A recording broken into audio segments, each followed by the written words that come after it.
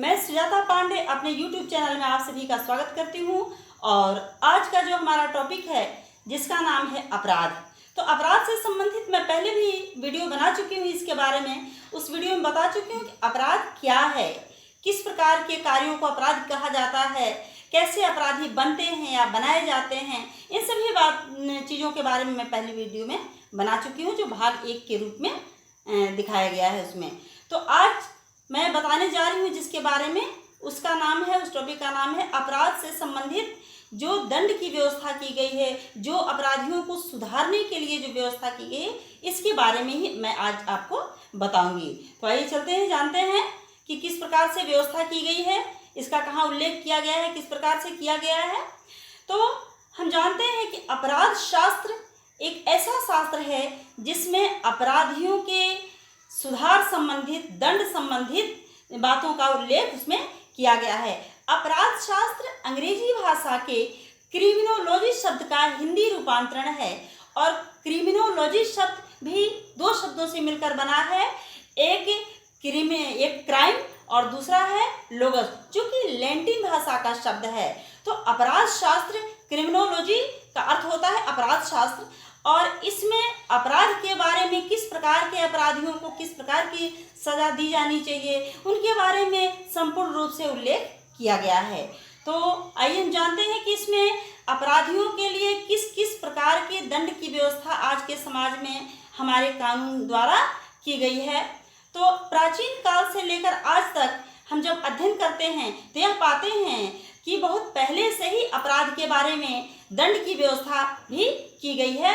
और सबसे पहले जब अपराध के लिए दंडित किया जाता था तो उसके लिए पहले भी जेल बनाया गया था, और जेल के रूप में एक कोठरी, अंधेरी कोठरी होती थी जिसमें सभी प्रकार के अपराधियों को रखा जाता था। किसी अलग अलग प्रकार के अपराधियों के लिए अलग अलग प्रकार की जेल की व्यवस्था नहीं की गई थी, सभी को उन्हीं में एक में ही रखा जाता था। तो इस प्रकार की व्यवस्था की गई थी।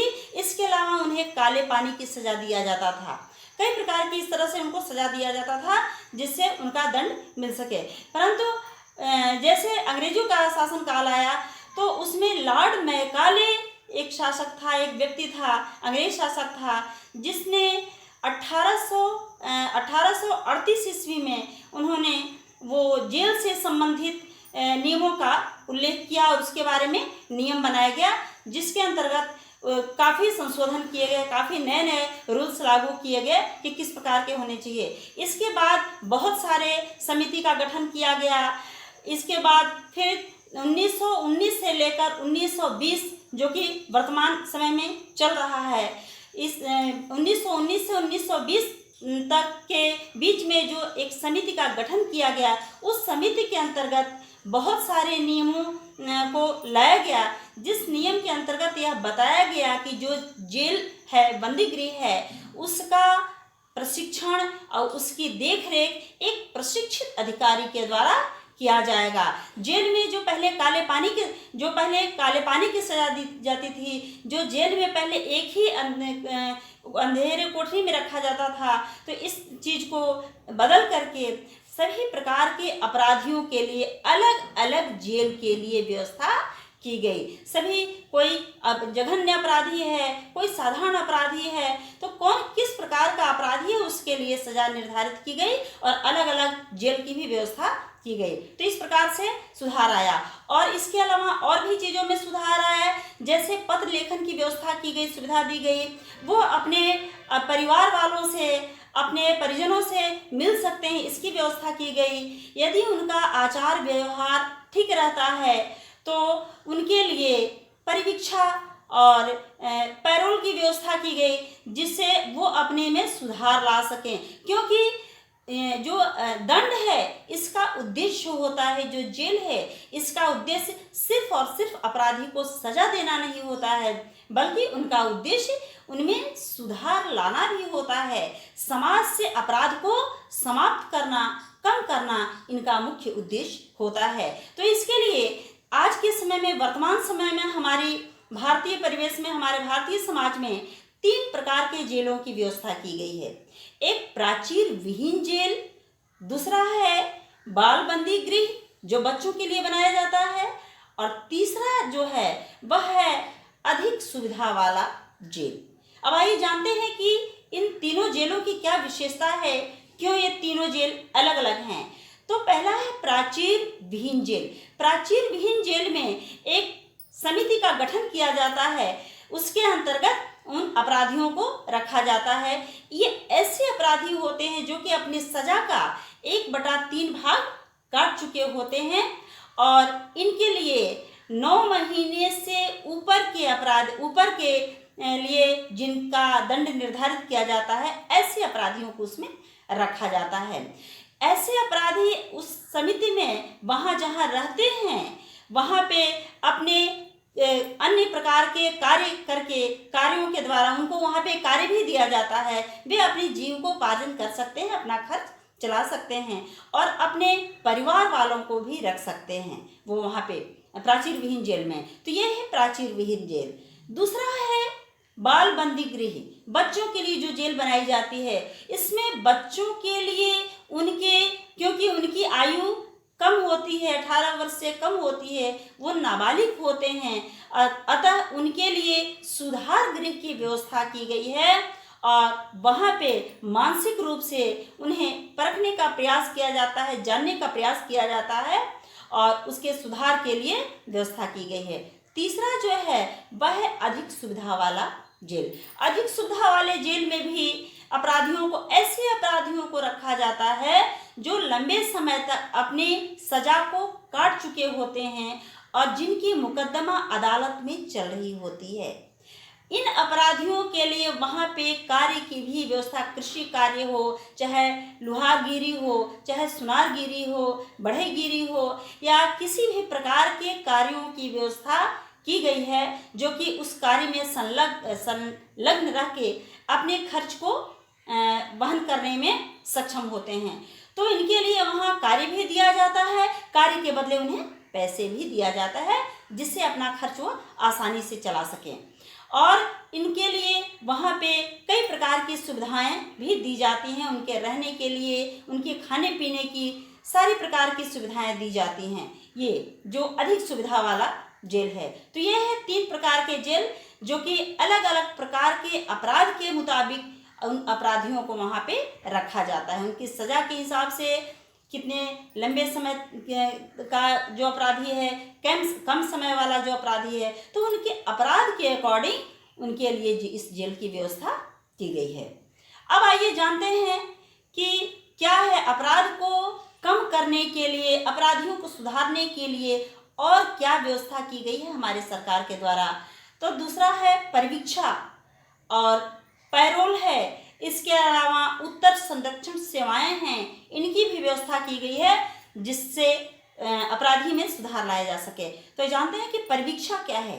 परिवीक्षा एक ऐसी व्यवस्था है जिसके अंतर्गत अपराधी को अपराधी करार कर दिया जाता है, अर्थात अपराधी घोषित होने के बाद और उनकी सजा निर्धारित करने के बाद उन्हें कुछ घंटों के लिए अथवा कुछ दिनों के लिए उन्हें छोड़ दिया जाता है। इस उद्देश्य से छोड़ा जाता है कि उनमें सुधार आ सके। यह परिवीक्षा अधिकारी की सिफारिश पे ही छोड़ा जाता है। यदि उस पीरियड में इनका व्यवहार अच्छा होता है तो उनकी सजा को माफ कर दी जाती है, क्योंकि यह व्यवस्था बनाई ही गई है अपराध को रोकने के लिए, नियंत्रित करने के लिए, न कि व्यक्ति को समाप्त करने के लिए।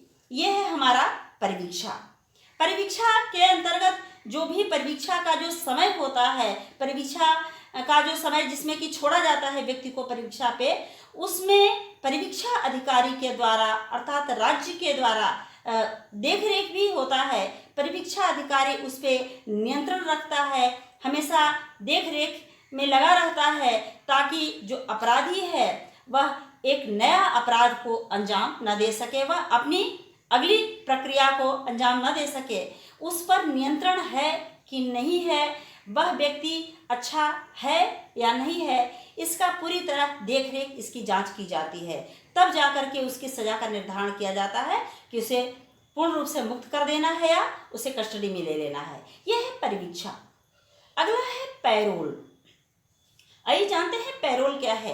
पैरोल भी एक प्रकार की व्यवस्था है, एक प्रकार की सजा की एक ऐसी व्यवस्था है जिसमें व्यक्ति को अपराधी घोषित करने के बाद उसे सजा दे दी जाती है और 1 साल या 2 साल की सजा कम से कम काट चुका होता है अपराधी व्यक्ति।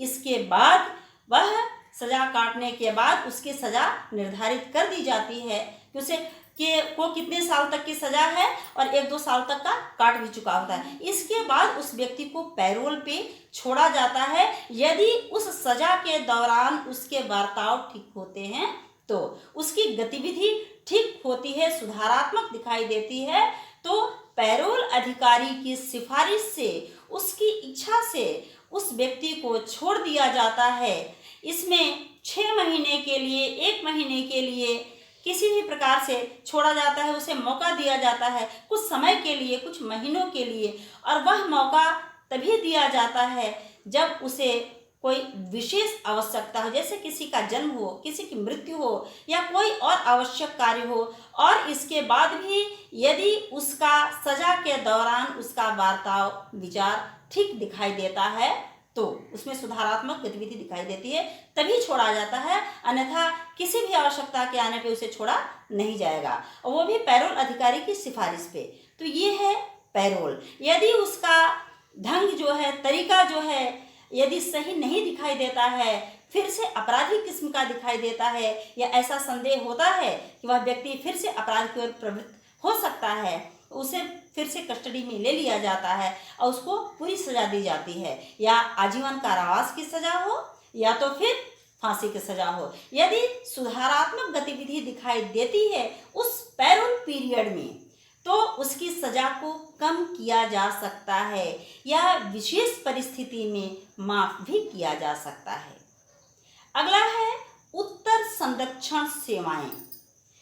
यह एक ऐसी संस्था है, ऐसी व्यवस्था है जिसमें अपराधी अपराध की सजा काट करके निकल जाता है, और निकलने के बाद उसे लगता है या ऐसा होता भी है कि समाज में उसे अच्छी दृष्टि से नहीं देखा जाता है, उसे अपराधी की दृष्टि से ही देखा जाता है, क्योंकि वह अपराध की सजा को काट चुका होता है, या मर्डरर है या बलात्कारी है, किसी भी प्रकार का किसी बड़े कार्य को अंजाम दे करके जेल में गया होता है, वहाँ से सजा काट करके आ चुका होता है, तो लोगों की निगाह, लोगों की दृष्टि से उसके प्रति अच्छी नहीं होती है, तो उसको साधारण जीवन जीना हमारे समाज में आसान नहीं होता, बहुत कठिन हो जाता है, और कभी कभी ऐसी परिस्थिति में व्यक्ति फिर से अपराध की ओर प्रवृत्त हो जाता है, चला जाता है, क्योंकि ऐसा समझ में आता है कि इससे तो वैसा ही जीवन अच्छा था। तो इन सभी चीज़ों से बचने के लिए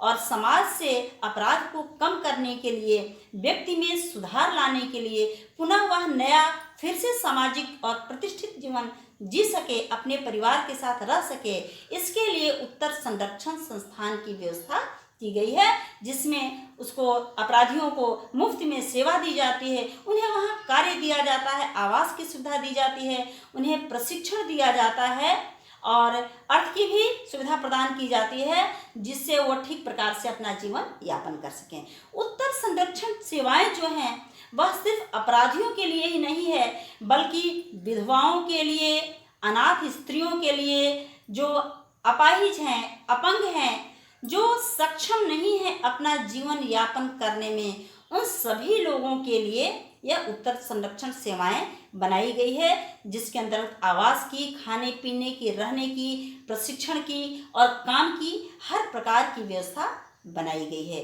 तो आज का वीडियो हमारा इतना ही समाप्त होता है और इसमें आज बताया गया कि अपराध से किस तरह से निजात पाया जा सकता है, उसे किस प्रकार से हम कम कर सकते हैं, क्योंकि अपराध के लिए जो दंड की व्यवस्था बनाई गई है, इसका उद्देश्य होता है सुधार करना, न कि उसे समाप्त करना। धन्यवाद।